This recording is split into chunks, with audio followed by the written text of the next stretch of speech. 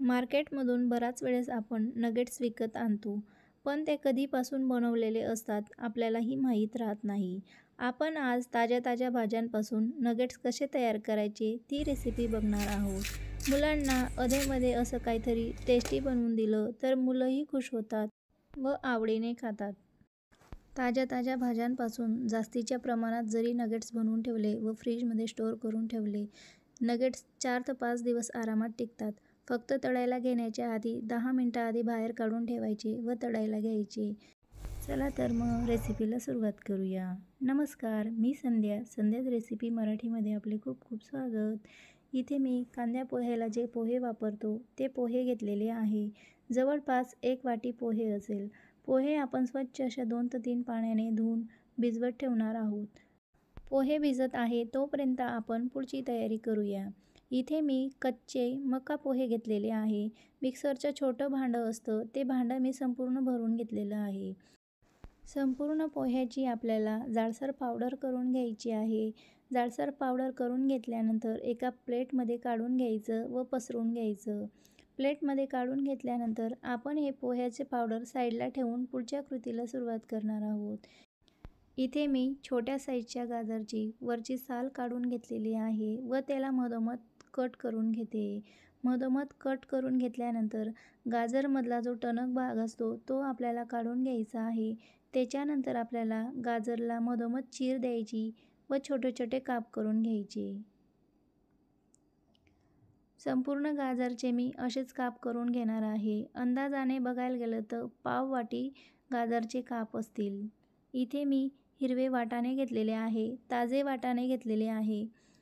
वाटाणेही आपण मिक्सरला फिरवून घेणार आहोत. मिक्सरला जाडसर फिरवून घेतल्यानंतर वाटाणेही आपल्याला फिरवून घेतल्यानंतर अंदाजाने बघायला गेलं तर पाव वाटी असे आपले वाटाणे असतील. इकडे मी कांद्याची पात घेतलेली आहे. कांद्याची पातही मी बारीक कट करून घेणार आहे. कांद्याची पात कट करून मोजायला गेलं तर पाव वाटी आपल्याला कांद्याची पात घ्यायची आहे. अंदाजाने भाज्या बघायला गेलं तर कट करून घेतलेले गाजर पाव वाटी असतील. मिक्सरला फिरवून घेतलेले वाटाणे पाव वाटी असतील. काप करून घेतलेली कांद्याची पात पाव वाटी असेल. इकडे मी शिजवून घेतलेले बटाटे घेतलेले आहे व संपूर्ण थंड करून घेतलेले आहे. बटाटे अंदाजाने बघायला गेलं तर 300 ग्रॅम असतील. वाटीने मोजायला गेलं तर 3 वाटी आपले बटाटे असतील. बटाट्यांचं प्रमाण इतर भाज्यांपेक्षा जास्तीचं घ्यायचं आहे. बटाटे संपूर्ण थंड झाल्यानंतर आपण किस करून घेणार आहोत. बटाटे किस करून टाकल्याने बटाट्यांमध्ये छोटे मोठे चंक्स राहत नाही व आपले नगेट्सही तुटत नाही. हाच एक फायदा त्याच्याने होतो. संपूर्ण बटाटे मी इथे किसून घेतलेले आहे.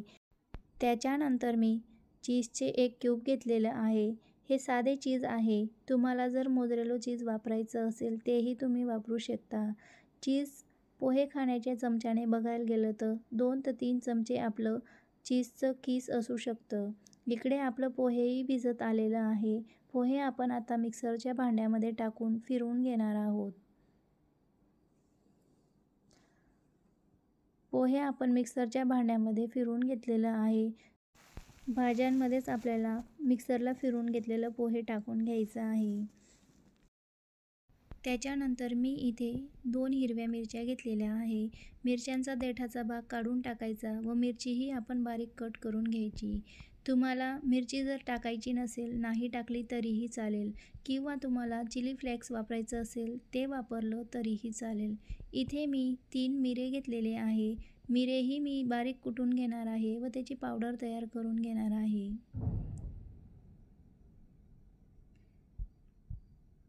मिरेचं पावडरही आपण भाज्यांमध्ये टाकून घेणार आहोत. त्याच्यानंतर चवीनुसार मीठ टाकायचं व 2 चिमूट हिंग टाकायचं. मीठ टाकत असताना अंदाजाने टाकायचं. आपल्या चीजमध्येही मिठाचं प्रमाण असतं, त्यासाठी मीठ टाकत असताना अंदाज घेत घेत मीठ टाकायचं. संपूर्ण भाज्या आपण एकजीव करून घेणार आहोत. पोहे टाकून घेतल्याने एक फायदा होतो. पोहे टाकल्याने नगेट्सला बाइंडिंग छान येते. त्याच्यामुळे पोह्याचा वापर आपण करून घेतलेला आहे. तुम्हाला पोह्याचा वापर करून घ्यायचा नसेल, ब्रेडचा वापर करायचा असेल तरीही तुम्ही करू शकता. इकडे हाताला तेल लावून घेतलेले आहे. तेल हाताला लावून घेतल्यानंतर मिश्रण हातावर घ्यायचं व थोडं थापून घ्यायचं. थापून घेतल्याने आपल्या नगेट्सला बाइंडिंग छान येते. आजूबाजूच्या कडा सुटत असतील त्याही व्यवस्थित सेट करून घ्यायच्या. नगेट्स बनवत असताना जास्त मोठ्या साईजचे बनवायचे नाही, जेणेकरून तळल्यानंतर आपले नगेट्स जास्तच मोठे तयार होतील. इथे आपण मका पोहेची पावडर तयार करून घेतलेली होती. त्या मका पोहेच्या पावडरमध्ये नगेट्स बुडवायचं.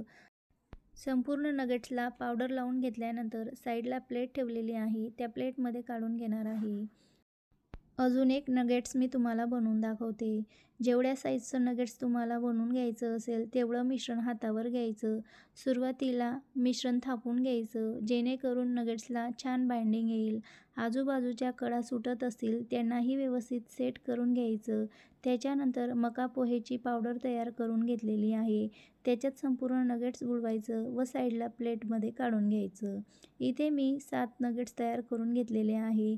संपूर्ण नगेट्स मी तळून घेते. नगेट्स तळायला घेण्याच्या आधी तेल चेक करून बघायचं. मिश्रणाचा छोटा गोळा मी तेलात टाकला व तो पटकन वर आला, याचा अर्थ तेल आपलं व्यवस्थित गरम झालेलं आहे. इथे मी तयार करून घेतलेले 7ही नगेट्स टाकून घेते. एका वेळेस तेलात जास्तीचे नगेट्स टाकायचे नाही. जास्तीचे नगेट्स टाकले तर तुमचं तेल थंड पडेल व नगेट्स तेल पितील. त्यासाठी कढईमध्ये जेवढे नगेट्स येतील तेवढेच टाकायचे. चमच्याच्या साहाय्याने मी नगेट्सवर तेल टाकून घेते. सुरुवातीला 2 ते 3 मिनिटं नगेट्सला धक्का लावायचा नाही. धक्का लावला तर तुमचे नगेट्स तुटतील. नगेट्सला तेलात थोडं सेट होऊन द्यायचं, त्याच्यानंतरच उलटपलट करून घ्यायचं. नगेट्स तळत असताना गॅसची फ्लेम कुठेच कमी करायची नाही. सुरुवातीपासून तर नगेट्स तळेपर्यंत आपल्याला गॅसची फ्लेम कुठेच कमी करायची नाही आहे. मोठ्या आचेवरच आपल्याला नगेट्स तळून घ्यायचे आहे. इकडे नगेट्स थोडेसे सेट झालेले होते, त्याच्यानंतर मी झारा लावून थोडंसं हलवून घेत आहे. नगेट्सला जास्त उलटपलट करायचं नाही, त्याच्याने नगेट्स तुटू शकतात. संपूर्ण नगेट्स तळेपर्यंत आपण मोठ्या आचेवर नगेट्स तळून घेतलेले आहे. आता आपण नगेट्स एका प्लेटमध्ये काढून घेणार आहोत. घरच्या घरी आपण मार्केटसारखे नगेट्स तयार करून घेतलेले आहे व पौष्टिकही बनलेले आहे. अगदी प्रमाणबद्ध रेसिपी आहे, नक्की ट्राय करून बघा. पहिल्या फेरीत जरी तुम्ही नगेट्स बनवून तयार करून बघितले तरी ते फसणार नाही, ही माझी गॅरंटी आहे. माझी नगेट्सची रेसिपी तुम्हाला आवडली असेल तर रेसिपीला लाईक, शेअर, सबस्क्राईब करा व बेल आयकॉनवरही क्लिक करा. धन्यवाद.